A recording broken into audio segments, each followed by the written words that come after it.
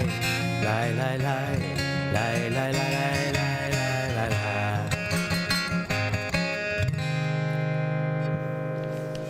The Chadodi will welcome in the Shabbat bride with these words on page 138 and 139. We'll sing verses 1, 2, 5, and 9. Yes.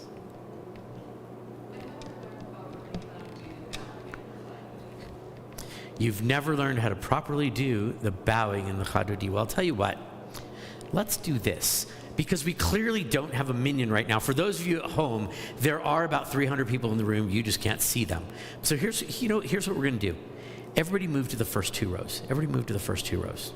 Everyone, move to the first 2 rows.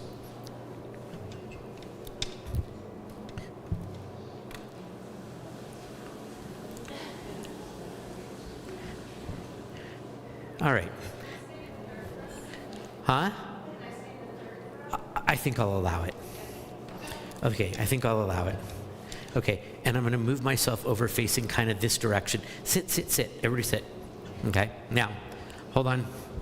I'm going to get myself a music stand. Right here. Perfect. I'm going to get myself a siddur. Right here. There we go. Perfect. And the rest of our night tonight, I'm going to keep on the microphone. Even though you guys are right here, I'm going to send the microphone so the people at home can hear. And what we're going to do is we're going to make the rest of our service tonight a learning session on learning about Shabbat. So let's talk about right now bowing during Lecha Dodi. So that's our first question. For those people at home, that was the first question, which is bowing for Lecha Dodi. So Lecha Dodi was a prayer that was written not as a prayer, it was written as a liturgical poem. It was written as a poem about 500 years ago, and in the city of Tzfat, which is kind of central-ish Israel. By the way, if anybody wants to go on my trip to Israel, it's leaving June 3rd. Ask me after services, we'll tell you more about it. But in Tzfat, about 500 years ago, was like the golden age of Kabbalistic thought, of Jewish mysticism. And in Tzfat, there were many rabbis who were looking for deeper spiritual meanings and things. And one of the ideas that came out of it in terms of poetry, how do you write religious poetry? And so one of the ways that you write religious poetry, and you can think about it figuratively, and then you can think about it literally.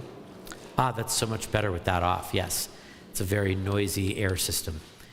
One of the things that we do is the Kabbalist said, what if we find ourselves in our prayers?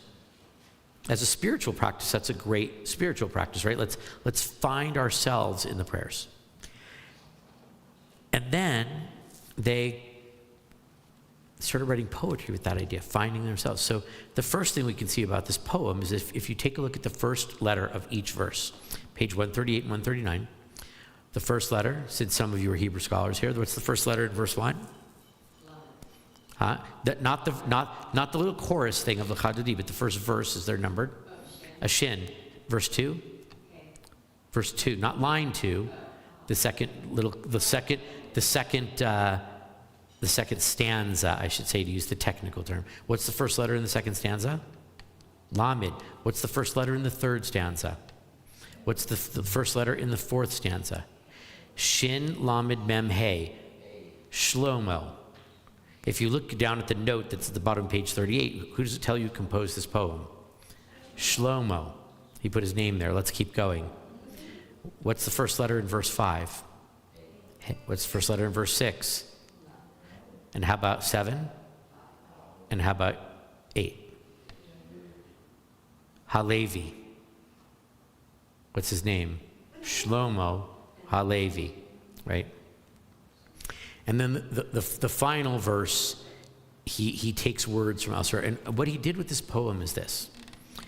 when he wrote this poem, first he put his name in there, of course, but what's interesting about this poem is Shlomo Halevi Alkabetz, he didn't write a single word of this poem, okay? What he did was more brilliant than writing a poem. Every piece of this poem, of Lecha Dodi, comes from somewhere else. He took little 2 and 3 and forward phrases out of the Torah, out of the rest of the Tanakh, out of the Midrash, out of the Talmud, and wove these words together to become this poem. Which, you ask me, I think that's more impressive than sitting down and writing a poem. He wove different things together. So for instance, in verse number 1, Shamor v'Zachor, B'dibur Echad. That's from the book of Exodus, the book of Deuteronomy, and from the Talmud. 4 words, 3 different sources. So, Shamor. Shamor in this references back to the 10 Commandments in the book of Deuteronomy version, where it says, Shamor et ha-Shabbat v'yikadshehu. Guard the Shabbat and make it holy. The 10 Commandments in the Exodus version say, Zachor et ha-Shabbat. Remember the Shabbat v'yikadshehu and make it holy.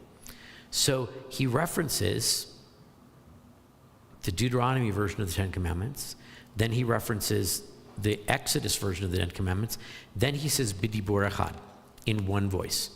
So now he references a thing in the Talmud that says this. The rabbis are discussing and they're saying, why is the 10 Commandments in Exodus and the 10 Commandments in Deuteronomy different? Right, it's the 10 Commandments, so why would the words be different? So, well, we do have some differences. They're small differences, but one says in terms of Shabbat, and this is a prayer about Shabbat, it says, one says guard the Shabbat. In Deuteronomy and Exodus it says remember the Shabbat. Why? And the rabbis in the Talmud says, B'dibur Echad. It was in one utterance. In our right ear we heard the Exodus version, and in our left ear we heard the Deuteronomy version. And that's why we got both of these versions, because there's 2 different lessons about Shabbat that we're supposed to learn. And so here he has Deuteronomy 10 Commandments, Exodus 10 Commandments, and then an explanation about the 10 Commandments from the Talmud, all in 4 words. And the entire poem, all 9 stanzas, do exactly that.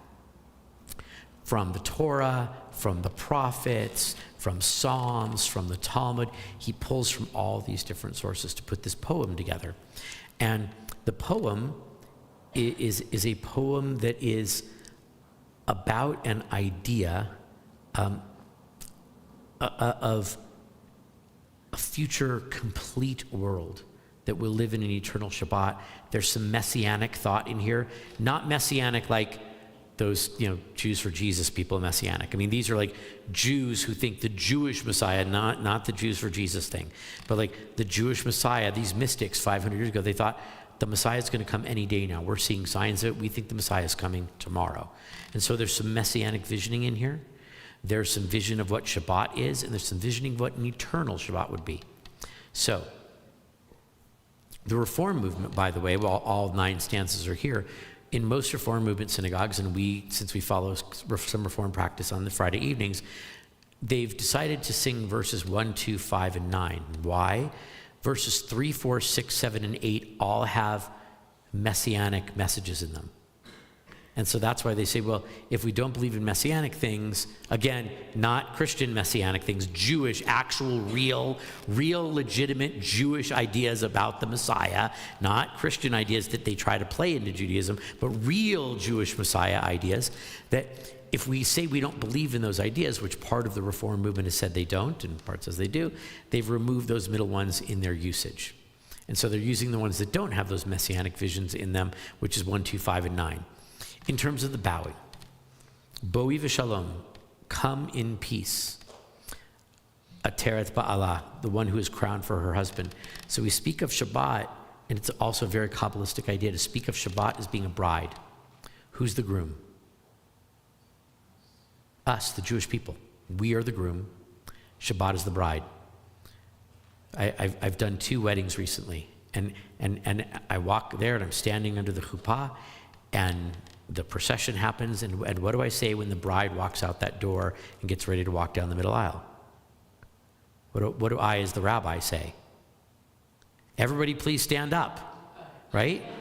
Because the bride's going to come in, right? And it's traditional in the Jewish world, and quite frankly in a lot of other worlds too, that when the bride comes in, we all stand up. And so at verse 9 is the image of the Shabbat bride. Because what does our verse say? Let's go up to our chorus on page 138. Lecha dodi, come with me, my friend, my beloved one, right? That's what lecha is the command form of come on, let's go. Lech, walk, we're going to go somewhere. Dodi, my friend, my beloved one. Likrat kala, to call or to greet to the bride. Kala is a bride. Pnei Shabbat nikabla, Pnei, the face of Shabbat, we will receive. So, if the idea is that Shabbat is the bride, right, and we are the groom, when we get to verse 9, that's the moment when the bride walks in. And so we stand up and we face the door, and we greet the bride. And from an ancient custom, we don't really do this anymore in modern weddings, but in ancient customs, people would bow their heads toward the bride as the bride was coming in. But also, this is a special bride. Not that every other bride isn't special, but this bride is especially special because this bride is Shabbat, right? This bride's not a person. This is Shabbat. This is our bride. We are the groom. And so we stand up, and as we greet the Shabbat bride, right, when we stand up on that verse and we face toward the door, that the Shabbat is coming into us, we bow. So we bow, and then some people will bow this way and this way because there's an old, again, to your left first, and there's a reason why, okay? Now, some people don't do it that way, but the custom, this is not a Jewish law, this is a custom. The custom is that we bow because we bow to the bride. We bow left, we bow right. Why do we bow left and right? Because if I bow left and the bride is facing me, what side am I bowing to of the bride? If I bow to the left, her right side, and then I bow to the right, so I'm bowing to her.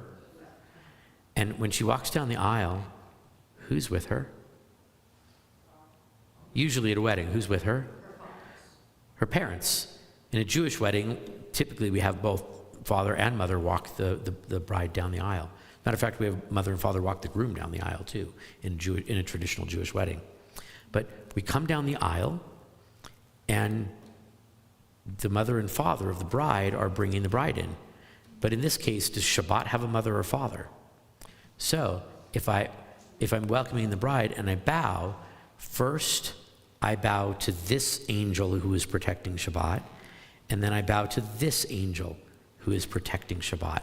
And that's the Kabbalistic idea. Not everybody follows that, but that's kind of the origin of this bowing during that part. That is, as they bring in the bride, we're going to bow toward these angels to thank them for protecting the Shabbat bride, which is Shabbat, right? Shabbat bride is Shabbat. The angels are walking in the Shabbat. And so we're bowing to the angels for protecting and bringing in Shabbat. And that's the very Kabbalistic idea. You know, people say, well, do Jews believe in angels? Yeah, we have them all over our prayer book, actually. People say, but angels are Christian things. I say, no. Little babies in diapers with arrows, those are in Renaissance paintings. Those are Christian angel things. But in the Torah, we talk about God with angels all the time. And so when we bow at Boi Kala, come in my bride, that's where we got Boi, right? So we go, Boi Kala, thank you, this angel. Boi Kala, thank you, this angel. Each time we say Boi Kala, Boi, come, command form to a female.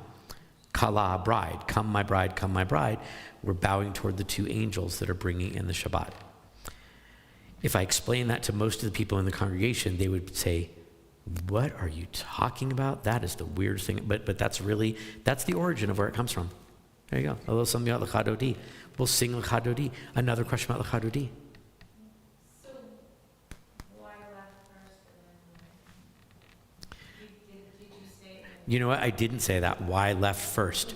Because the more according to Kabbalistic thought, the more powerful angel, so maybe the father, the more powerful angel is on her right.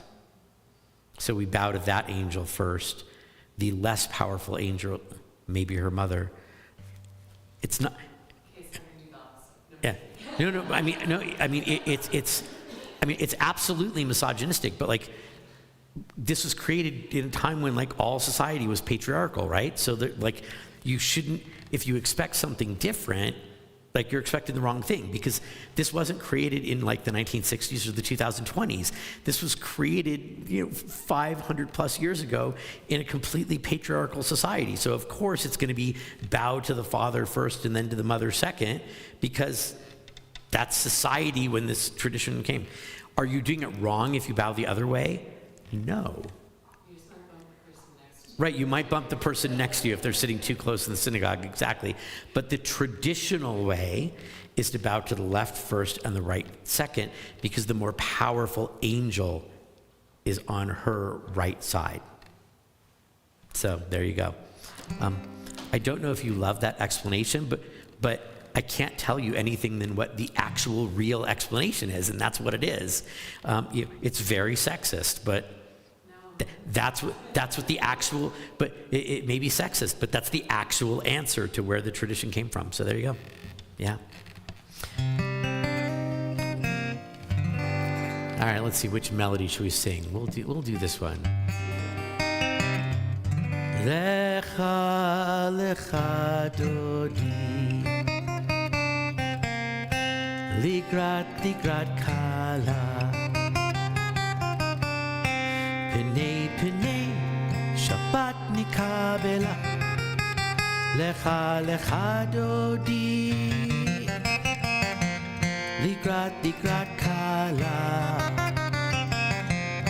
Pnei Shabbat nikabela, la, lecha dodi, ligrat kala, Pnei Shabbat nikabela, lecha dodi, ligrat kala, Pnei Shabbat nikabela. Stanza 1. Shamor zachor b'diburecha, ishmi'anu el hamiuchad, Adonai echad u'shemo echad, l'shem el tiferet v'litchila, la, lecha dodi, ligrat kala, Pnei Shabbat nikabela, lecha dodi, ligrat kala, Pnei Shabbat nikabela. Number 2, Likrat Shabbat lechu v'necha, Ki mekor habracha, Merosh mikedem nesucha, Sof ma'aseh b'machshavat chila, la, lecha dodi, ligrat kala, Pnei Shabbat nikabela, lecha dodi, ligrat kala, Pnei Shabbat nikabela. Verse number 5. Hitoreri, kiva orech, kumi uri, shir daveri, kivod Adonai alayich, nigla, la, lecha dodi, ligrat kala, Pnei Shabbat nikabela, lecha dodi, ligrat kala, Pnei Shabbat nikabela. Verse number 9 will rise. We'll face the door and see if the Shabbat bride comes in accompanied by those angels. Boi v'shalom ateret bala, gam b'simcha uvtzola, toch emunei am segula. Boi chala, la, lecha dodi, ligrat kala, Pnei Shabbat nikabela, lecha dodi, ligrat kala, Pnei Shabbat nikabela. We'll be seated. We'll sing Psalm 92, a psalm of Shabbat, and then we'll take a look at some questions from the next section of our service. This section's called Kabbalat Shabbat, Receiving Shabbat. Not only was that poem written by Shlomo Halevi Alkabetz, but the whole section was put together in Tzfat 500 years ago. If you had a Sidur from 1,000 years ago, everything we're doing right now wouldn't be in it. This was only added, this section of all these Psalms was only added into the Siddur about 500 years ago. The oldest Siddur, by the way, Amram Gaon wrote a Siddur in the 8th century. That's the oldest Siddur we know of. By the way, a little later on this year, either at the end of the year or the beginning of next year, I'm going to be doing a 3-night series. Haven't put the dates on the calendar, but they're coming to the calendar soon. A 3-night series called Siddur GPS, How Do I Get from the Prayer Book to God?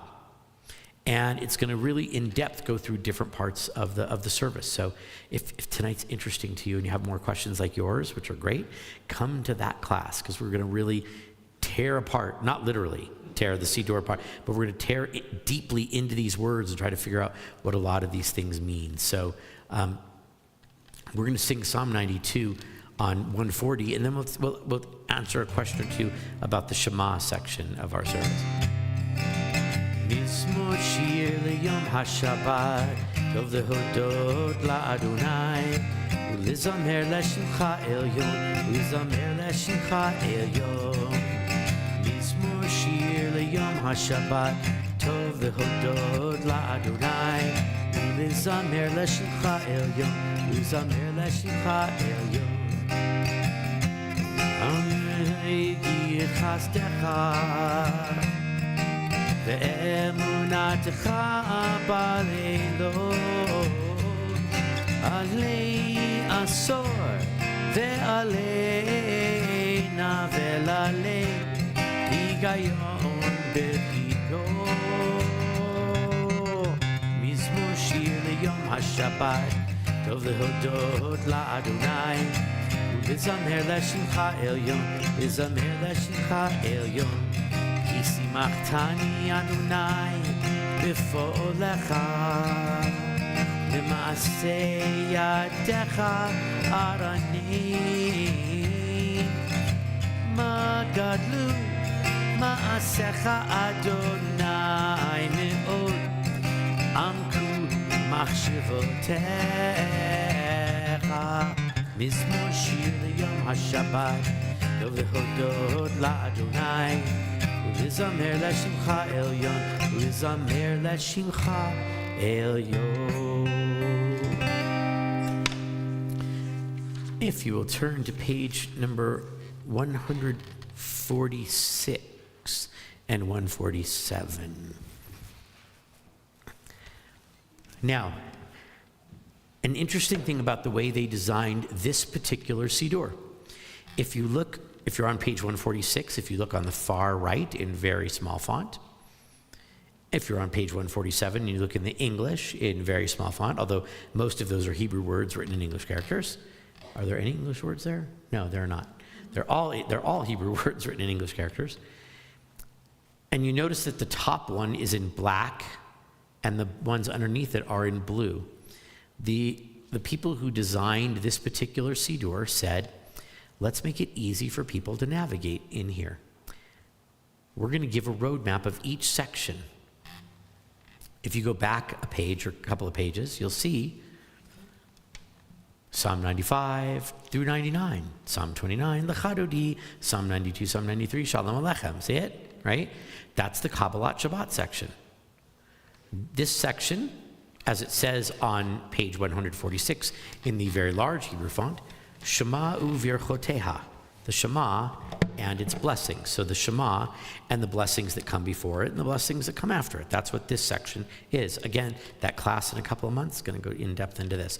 But in your list of prayers, those are the prayers that make up this section. So who wants to ask a question about any prayer in this section? Anything you've ever wondered about, any of those prayers that are on any of these pages in this section, the Shema and its blessings section?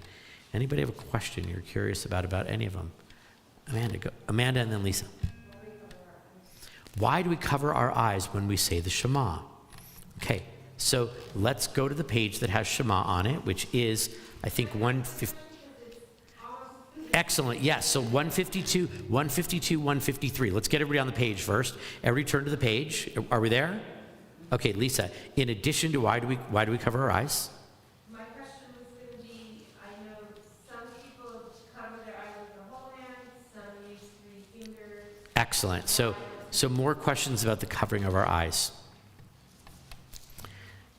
Shema, the word Shema, Shin Mem Ayin, for those of you who know a little Hebrew, that's called the shoresh of our verb, the root of our verb. Shin Mem Ayin means what? Hear, listen, and obey.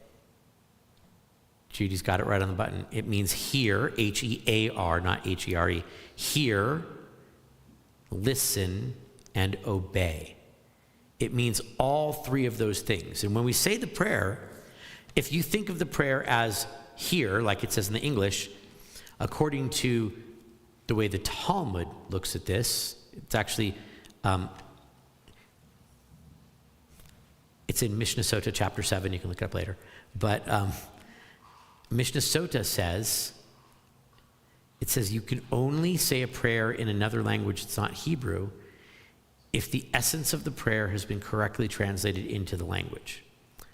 So, and Maimonides backs this up in his Mishnah Torah 1,000 years ago. So according to the Mishnah and according to Maimonides would say that this translation that we have in this book is not an acceptable translation. Maimonides would say the translation here should be hear, listen, and obey, or hear, heed, and obey. O Israel. The idea is that we're supposed to not only hear this idea that we have one God, but we are also supposed to really concentrate on what that God is saying and obey God's words, right? And in order to really hear something, in order to really listen to something, and to comprehend it so that you can obey it in a spiritual way of obeying something, you need that concentration.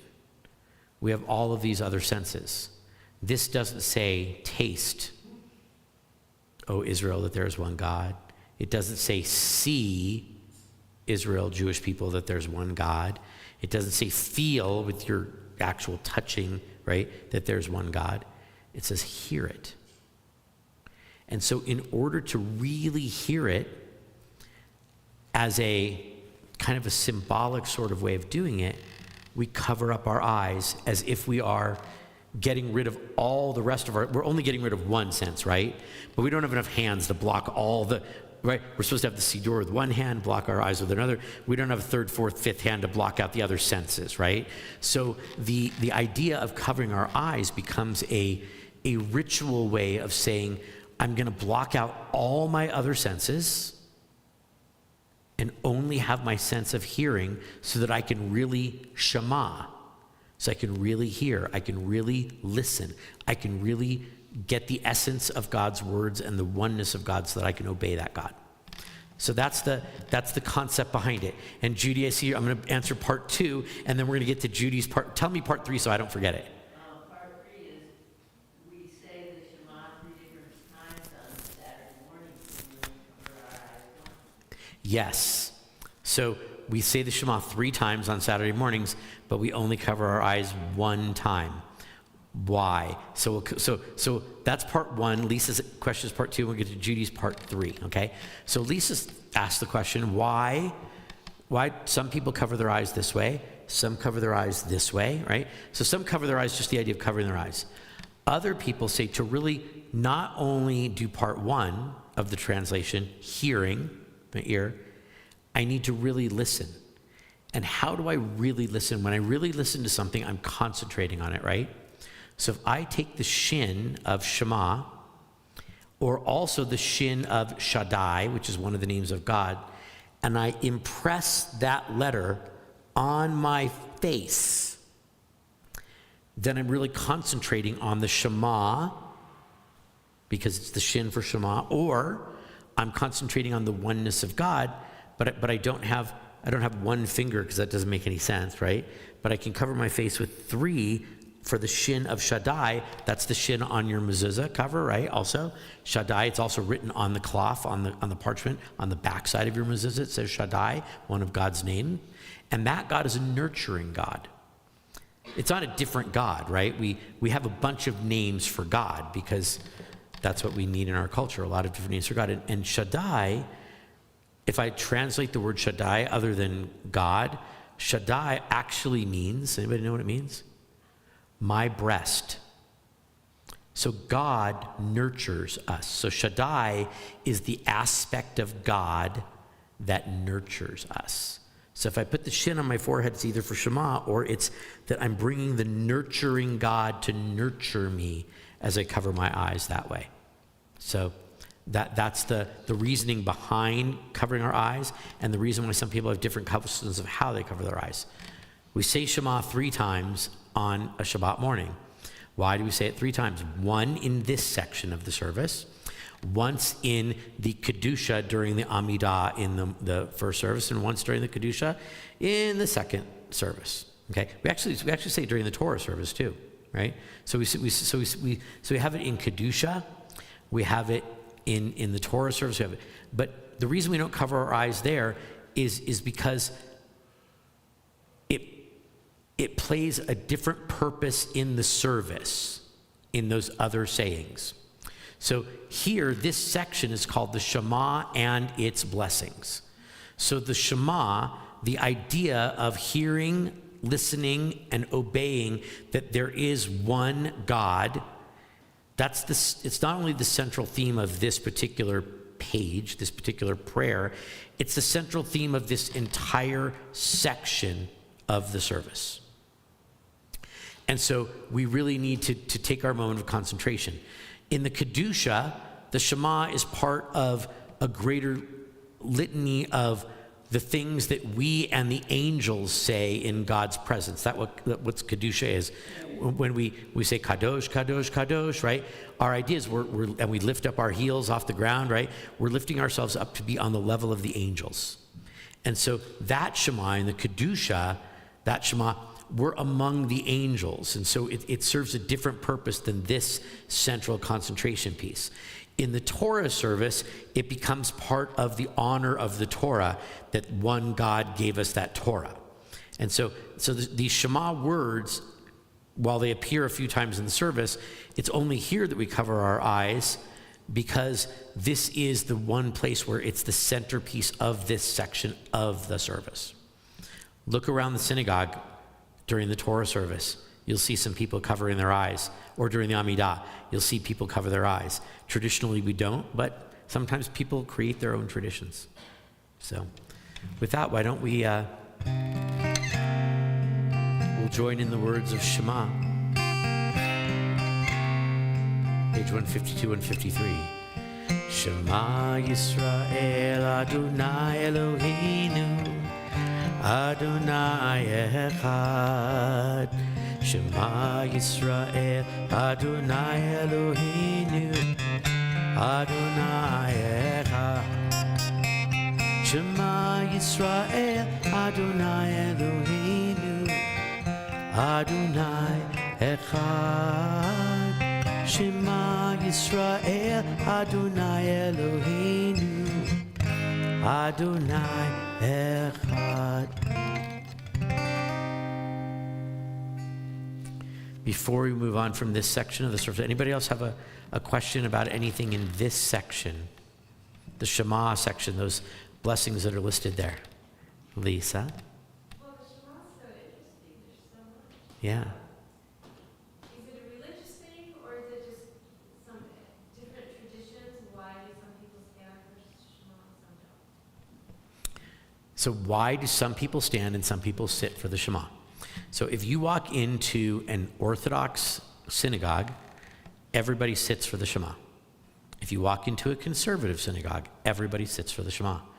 If you walk into most, but not all, most, and by most I mean like 90% of Reform synagogues, everybody stands for the Shema. If you walk into a renewal synagogue, everybody stands for the Shema. If you walk into a Reconstruction synagogue, most, but not all, sit for the Shema. And if you walk into a secular humanist synagogue, that's a thing, they don't say the Shema.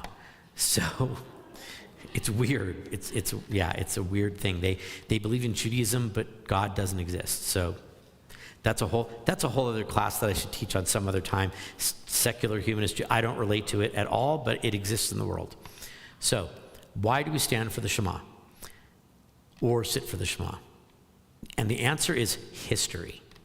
So here's why. The original custom is, what do you guys think? Stand. That's the original custom. The original custom is stand for the Shema. The Shema, so in ancient times, we had sacrifice in the tent of meeting in the desert, and we also had sacrifice in the temple in Jerusalem.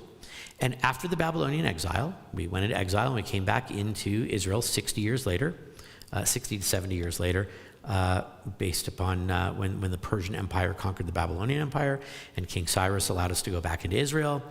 And a couple of guys, more than a couple, but two get more credit than everybody else, kind of established a service of sorts, not the service that we know, because eventually a second temple was built, but they kind of invented this service thing.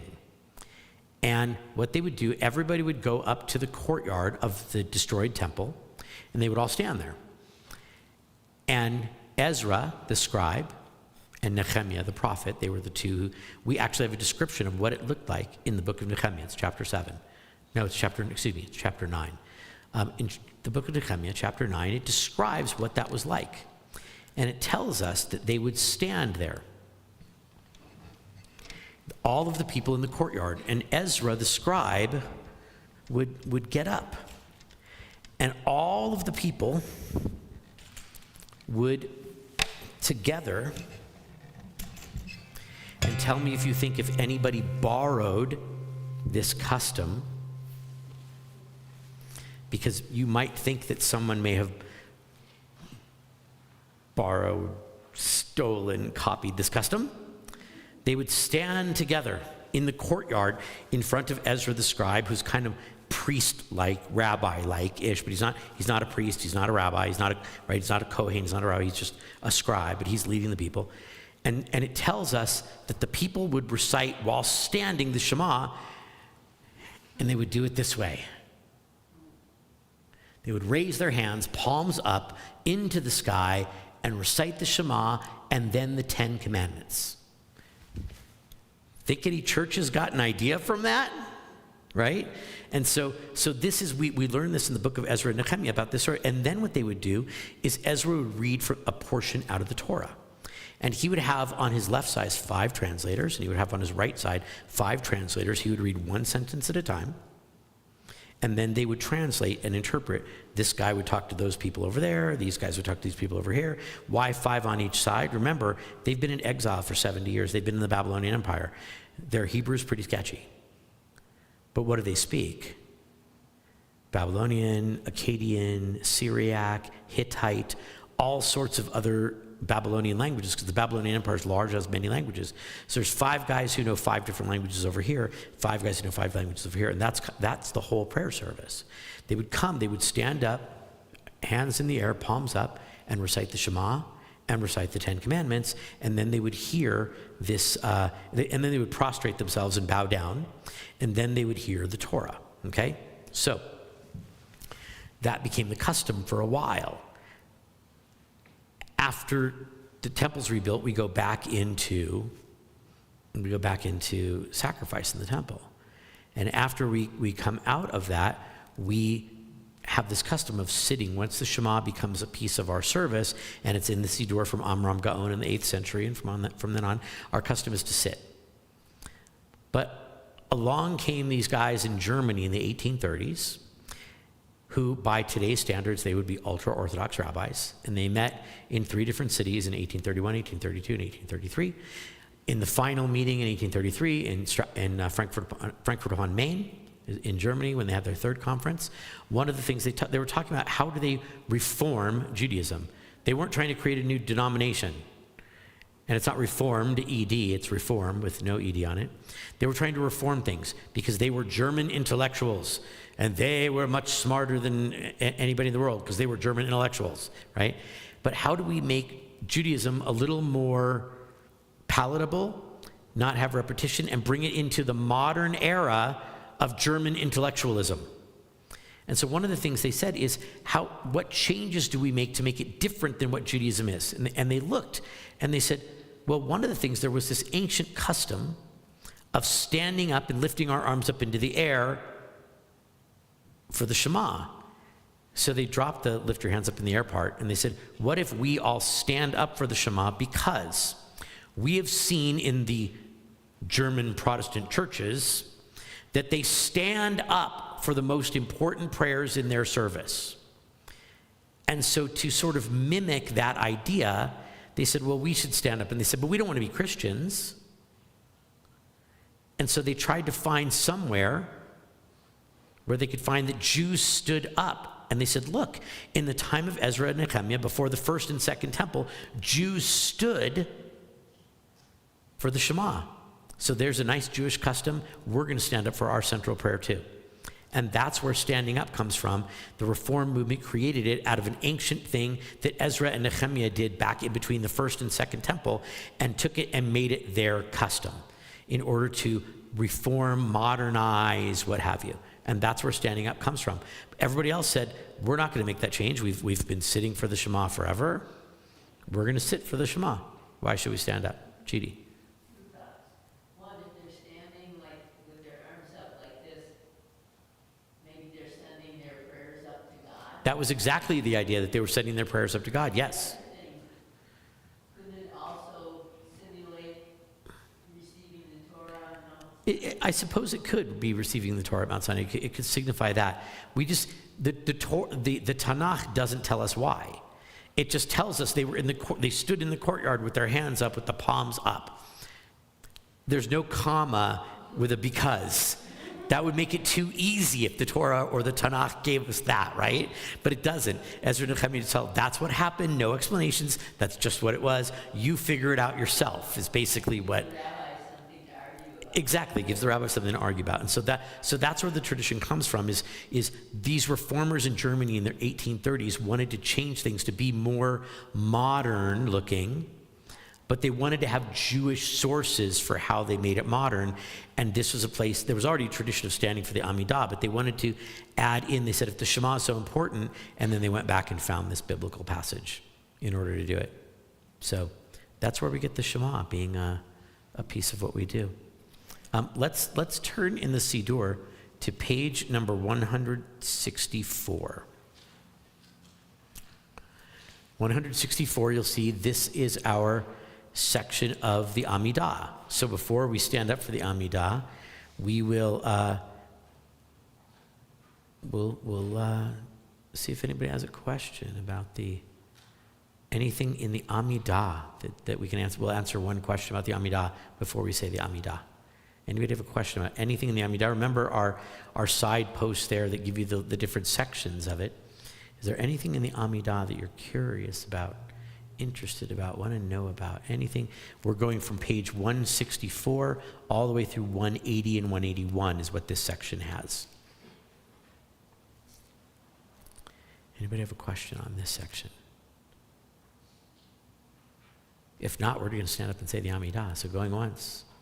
Going twice. We'll say the Amidah, and if you think of a question, we'll do it then. All right? Page 164. Adonai sifatai tiftach ufi agitilatecha Baruch atah Adonai Eloheinu v'Elohei avotenu v'imotenu Elohei Avraham Elohei Yitzchak v'Elohei Yaakov Elohei Sarah Elohei Rivka Elohei Rachel v'Elohei Leah Ha'el Hagadol Hagibor v'Hanora El Elyon Gomel Chasadim Tovim v'Konei HaKol v'Zocher Chasdei Avot v'Imahot U'Mevi Geula Livnei v'Neihem Leman Shemo B'Ahava Melech Ozer Moshiach U'Magen Baruch Atah Adonai Magen Avraham Ve'ezrat Sarah Atah Gibor Le'olam Adonai Mechea Kol Atah Rav Lehoshia Morid Hatal Mechalkel Chayim Bechesed Mechaye HaKol Berachamim Rabim Somech Noflim Verofei Cholim Umatir Asurim Umekayem emunato lishenei afar michamocha ba'al gevurot umido melach melech memit umichaye umatzmiach Yeshua v'ne'aman atah lachayot hakol baruch atah Adonai michaye hakol atah kadosh Shishim hakadosh ukadoshim b'chol yom yahaladucha selah baruch atah Adonai ha'el hakadosh. We'll continue silently through 180 or 181.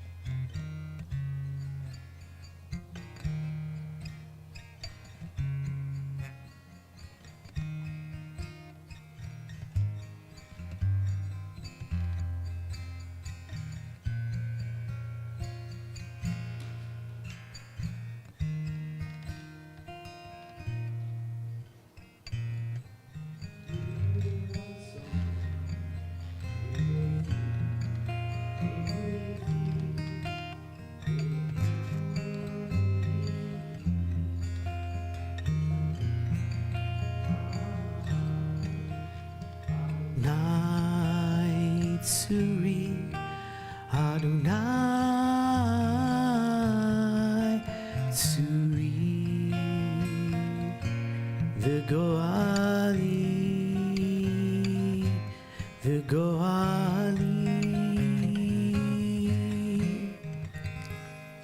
While you were reading, anybody have a question from the Amidah?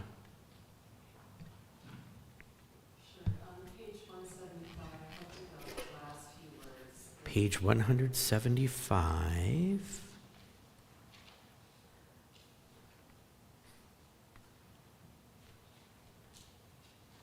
Where on page one? The last few words in Hebrew, and you got what to the last. I don't know any of the meaning except for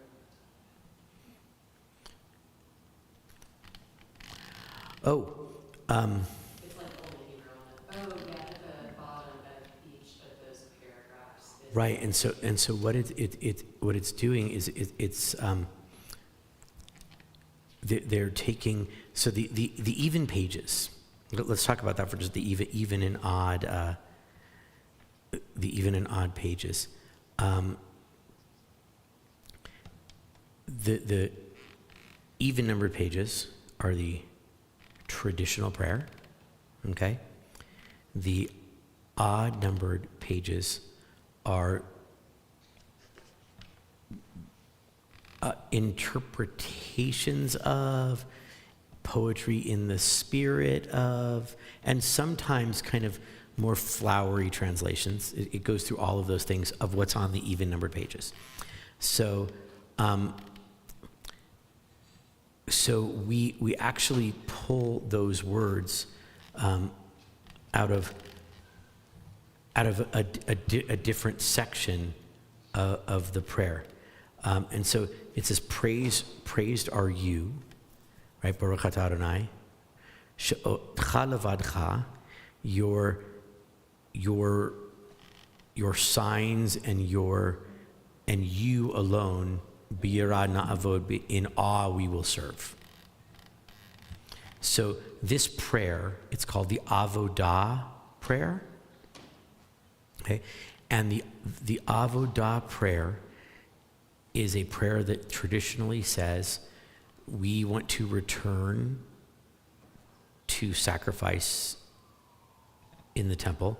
That's been pulled out of the Reformed prayer book. You'll find that in the Conservative and Orthodox prayer book. And we want that our prayers will be fulfilled before you, right? You will desire our prayers. We will return to sacrifices for you, and you will be pleased with that. And then there are various versions of that prayer. And so in one of the versions, that's the bracha that ends it. And so praised are you, your signs and your oneness, we give us the awe before which we will serve. They translate it there, you are God whom alone we serve in reverence, which is poetically, that's not really a translation, but it poetically renders the thought behind it. So it's praise are you, God, that your symbols and your oneness are the, with awe we will serve, is really what it means. And it's that idea that will originally come back to sacrifice and such. That's where it comes from.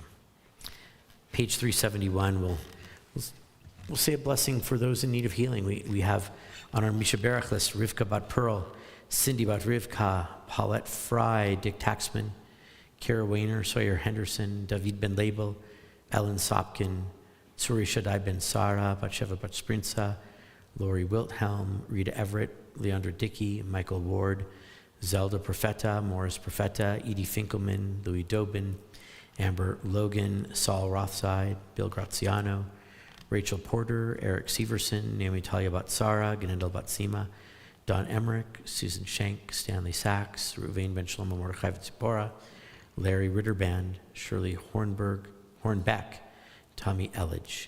Do you have anybody want to add a name to that list? Anybody? 371 in your Siddur. Mi sheberach avoteinu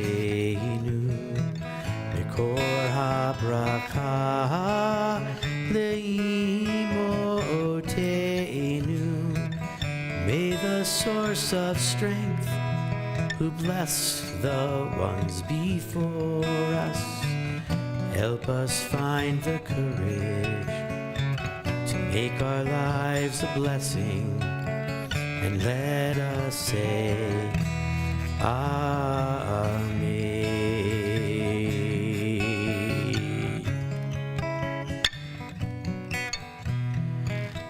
Mi sheberach imutenu mikor habracha leavoteinu. Bless those in need of healing with refuah shleima, the renewal of body, the renewal let us say Amen.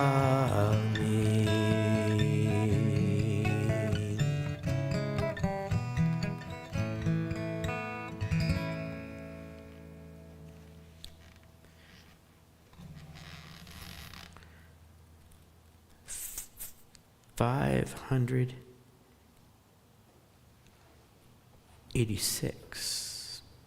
Before we stand up, Aleinu and Kaddish, that's the end of our service.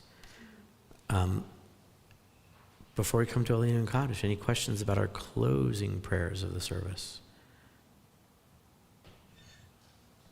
Or anything else in the service? I think we can do one more question. If anybody has anything else in the service you're curious about and want to know about? Elaine, you have a very curious look on your face. This is an easy one, and I probably knew it, but I forgot. What is Refuah Shlema? Refuah Shlema. So let's actually go back to 371. Let's go back there. So these words, Refuah Shlema, Refuah means healing, and Shlema means complete. So in Shlema, do you hear shalom, right? Shlema. So shalom is the form of the noun that becomes peace. Shlema is an adjective, which means complete, right? Because healing is our gerund, and then we have our adjective to go, right? And so, or is it an adverb? No, it's an adjective, isn't it? Or is it an adverb? No, it's an adjective because, no, it'd be an adverb because healing, it would be, healing's a noun. It could also be a verb, but in this case it's a noun, so it's an adjective. So there we go. So, but traditionally the words Mishaberach, people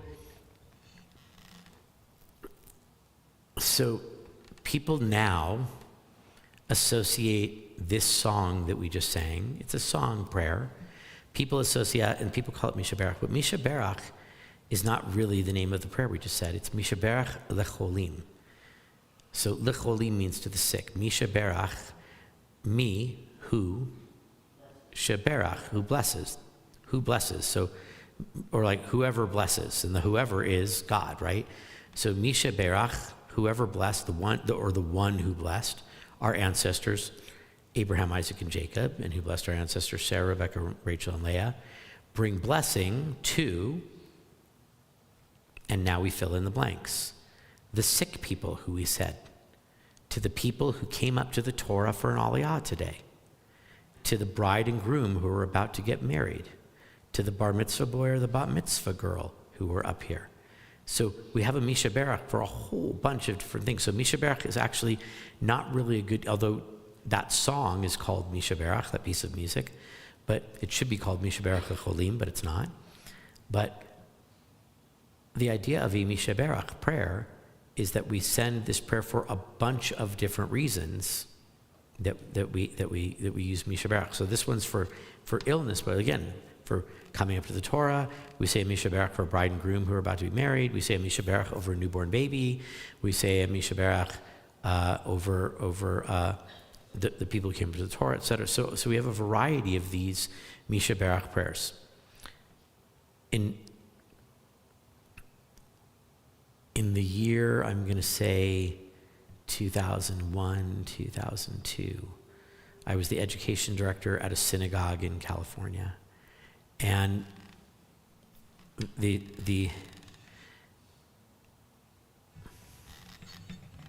I sang this.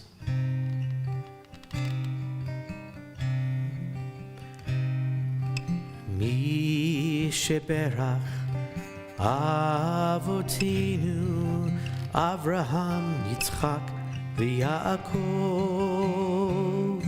Sarah Rivka Rachel v'Leah Hu yivarech v'irapeh et hacholim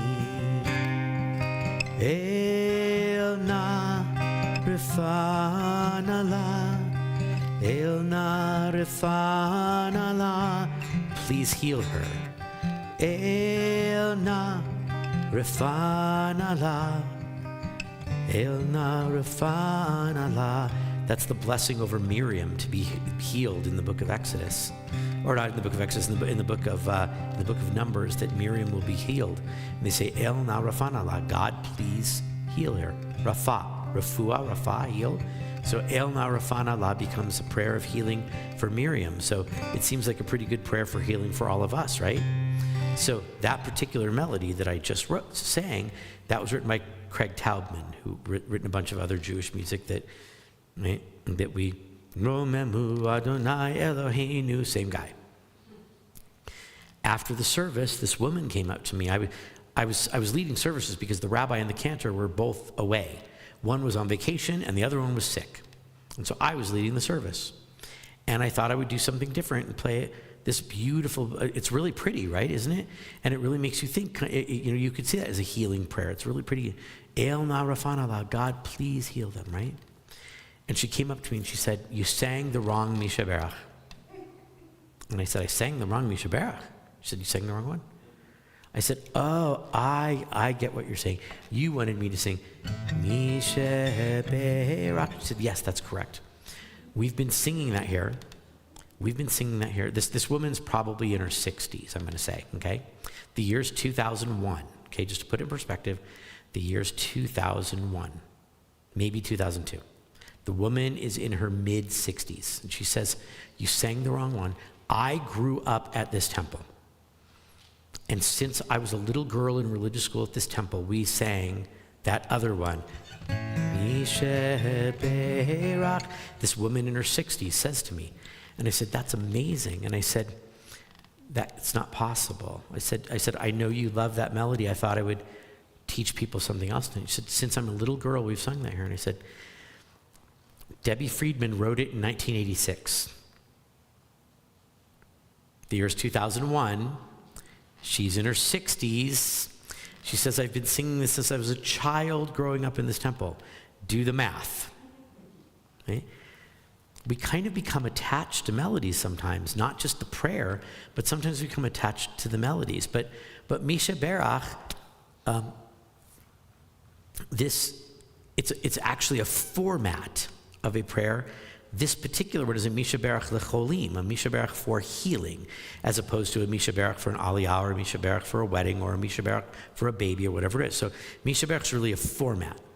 We've given it, because we're Americans, we like to call things, we don't live in the United States of America. We live in the USA, right? People say, Rabbi, you didn't come from California, you came from Cali, right? We don't like to say whole words in America. We only say abbreviations or parts of words. And so it became Mishaberach instead of Mishaberach lecholim. And so, but if you look, you see on page 370, there's a Mishaberach for an aliyah, right? And then on 371, there's the Mishaberach for healing. And so, like I said, there's a variety of other Mishaberach type prayers, this one for healing. And this particular one, it's really interesting because I've heard it sung not only in Reform movement congregations. Debbie was a composer in the Reform movement, but it's been sung in the conservative movement. And I even heard it once in an Orthodox synagogue, this particular melody. And it's interesting because I think if some of the people in that congregation knew, being an Orthodox congregation, that a lesbian Reform movement woman wrote the music, they would have said, we can't sing this here. But really you can, because it's not about who wrote the music. It's about what does the music represent. Very short story. It's a long story. I'm going to give you the short version. Once there was a cantor. He was walking in Jerusalem. This is a true story. He was walking in Jerusalem late at night because he couldn't sleep, so he left his house and went out for a walk. And as he was walking, he heard some music. And then the very next day, it was the middle of the night. It was the middle of the night on a Friday night, on Shabbat. And Saturday morning, he went in the synagogue, and he actually chanted one of the blessings of the Amidah to the melody that was in his head, because he walked by a place and heard some music. And he chanted the music in his head. And And then the melody stuck with him, and he sang a prayer in the synagogue, an ultra-Orthodox cantor. And it became an official case of the chief rabbis of Israel. Because the music that he heard, he didn't know what music it was. He was just walking down the street because he couldn't sleep on a Friday night and just wandered because he needed to wander. And the music he heard was coming out of the Notre Dame Cathedral in Jerusalem on Christmas Eve. It was high Christmas Mass. And so he heard the Christmas music, some very religious Christmas music coming out of the church, and he used it. The Ashkenazi chief rabbi said that what he did was wrong because he brought idol worship, worshiping Jesus, he brought idol worship into the synagogue. And what he did was wrong, and he needed to repent for that. The Sephardic rabbi said what he did was okay because the music that he heard in a church was written with the kavanah, intention of praising God. Now, the next sentence doesn't come from me, it comes from the ultra-Orthodox Sephardic rabbis who said, despite the fact that the person who wrote the music is completely misguided in his idol worship, I didn't say that, the chief Sephardic rabbi said that, despite the fact that he was misguided in his idol worship, the intention of, and we would never use the words that he used with this music, the intention behind the music was to praise God, and therefore it would be okay to, again, the Sephardic rabbi's words, correct the wrong intention of the words and use proper words with the godly intention of the music, and therefore it's okay because he was correcting a wrong by adding proper praise of God words to the music that was inspired by praising God. Which one is the correct answer? I'll leave that up to you to figure out. But an Orthodox synagogue using Debbie Friedman's melody, it's a beautiful melody that really captures the spirit of wanting healing for somebody. So I think it works. We'll say Aleinu in Kaddish and bring our service to a close here. So let's all stand up. The bottom of page 586. Aleinu l'shabeach l'adon hakol, l'tekdu l'aliotze ebreshit, shelo asanu kugoye haratzot, v'lo samanu k'mishpachot ha'adama, shelo sam chelkenu kahem, v'gor aleinu kechol hamonam, v'anachnu korim, u'mishtachavim u'modim, lifnei melech, malchei hamlachim, Hakadosh Baruch Hu, Shehu Notei Shamayim veYoser Haaretz, Umoshav Yikaro Bashamayim Mima'al, Ushchinatu Zo, Begov Meromim, Hu Eloheinu Einod, Emet Malkeinu Efesulato, Kakatuv betorato, Vyadata hayom v'hashevota elevavecha, Ki Adonai hu Elohim, Bashamayim mima'al, ve'al ha'aretz, mitachat einod. 590. V'ne'emar v'ya Adonai l'melech al kol ha'aretz bayom hahu yeh Adonai echad u'shemo echad u'shemo echad.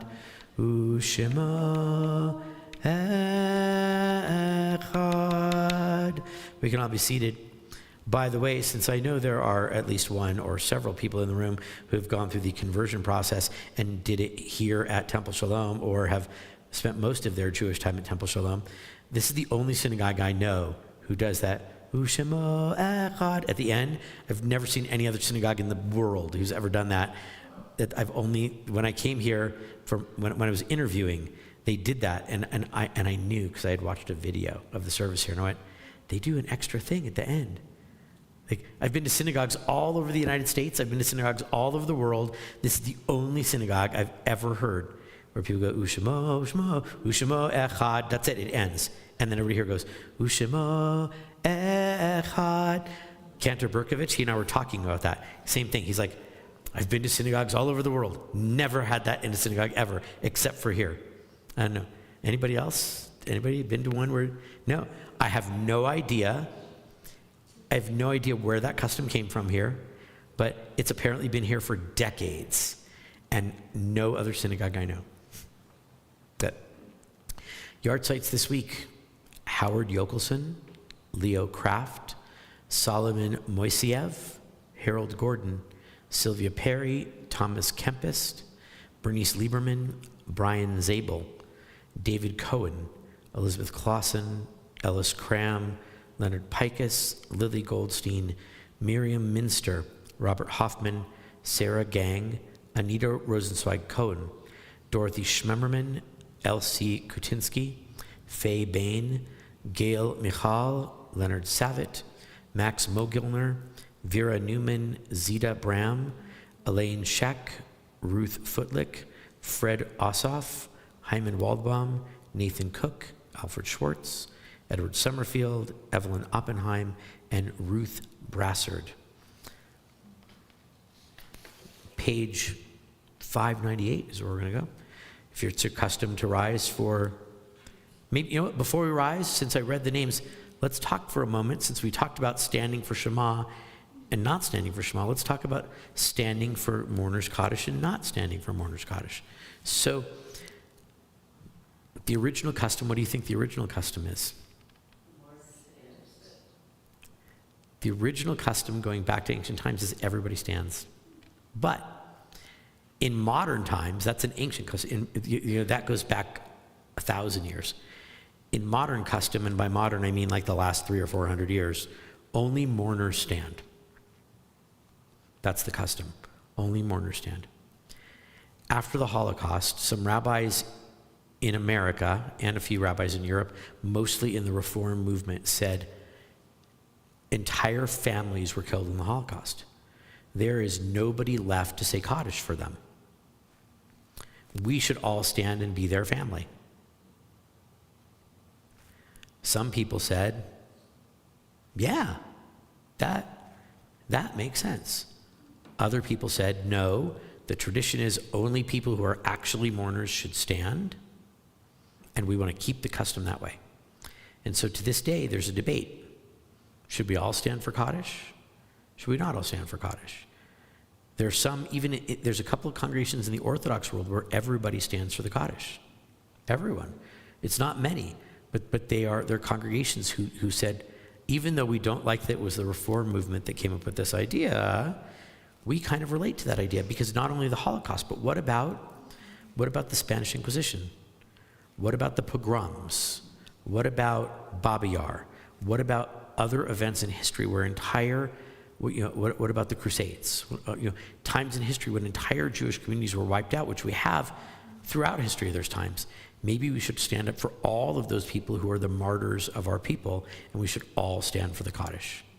And so what's the correct answer? My answer is, I think both of those traditions have a beautiful validity and a beautiful reason behind them. And so some people stand because it's their yard site for a person in their family. Others stand every time because they like that idea of that, either in the Holocaust or in other places, entire families, entire villages were wiped out.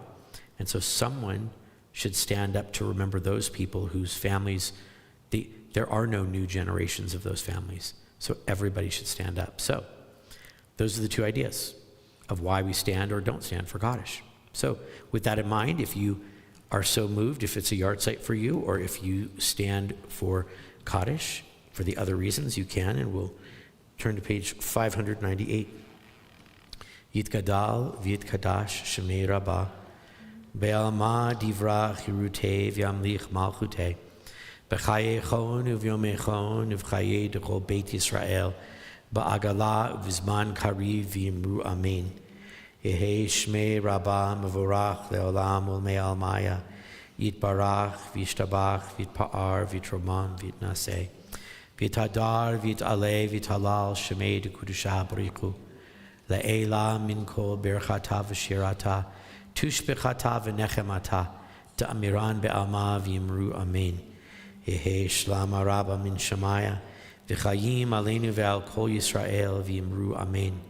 Oseh shalom bimromav, huya aseh shalom, aleinu ve'al kol Yisrael v'yimru amen. Judy, I see that you have the announcements. Is there anything that people really need to know? Okay, well, Sunday is Sukkah setup. Excellent. Very important, we need lots of help.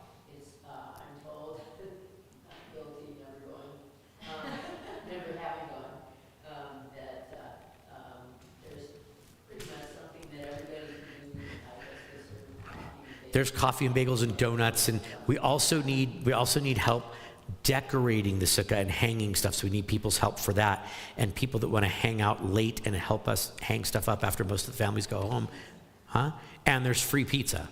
Pizza in the house. Yeah. Okay. Erev Sukkot service is Monday, 6:30 p.m. Sukkot festival service is Tuesday, October 7th at 9:30 a.m. October 7th is Easter service at 6 p.m. Is that right? On which day? October 7th. October 7th. There's going to be an October 7th memorial commemoration in the sukkah. So we'll have kids. We're going to have dinner right after kids. Families can bring dinner because we have school on Tuesday, and during that time there'll be about a half-hour long memorials. October 7th memorial. Samuel Epstein's bar mitzvah is Saturday, October 18th. So the takedown is Sunday, October 19th. The first film of our films series is Sunday, October 19th at 4 p.m. It's The Labor of Love, The Life and Legacy of Henrietta Stoll. You should all go. Her life is amazing. You should go see the movie. There's going to be a new Melton class, Jewish humor from Sinai to Seinfeld, Jews and their jokes facilitated by Toby Tomash. There's still time to sign up. The first class is Wednesday, October 22nd from 6 to 8. If you know of anybody who is ill, hospitalized, or needs some special encouragement, please contact the office and we can provide support. Thank you. We'll sing a little prayer for peace, and then we'll make Kiddush and Motzi together. Oh, say shalom b'mroma, u'ya'aseh shalom aleinu, ve'al kol Yisrael, ve'imru amen. Oh, say shalom b'mroma, u'ya'aseh shalom aleinu, ve'al kol Yisrael, ve'imru amen. Ya'aseh shalom, shalom aleinu al kol Yisrael. Ya'aseh shalom, shalom aleinu ve'al kol Yisrael.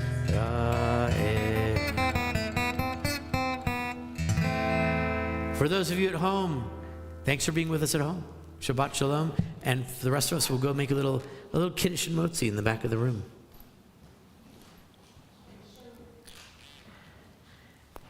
And thank you for learning a little bit. Well, since we didn't have very many people, it's good that we got to pray and we got to learn a little bit too.